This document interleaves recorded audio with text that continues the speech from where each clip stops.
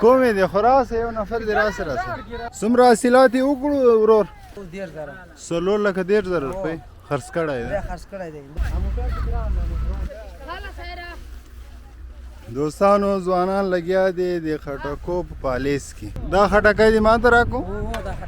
بېشک کوله څومره مینه ناک خلک یاستئ داسې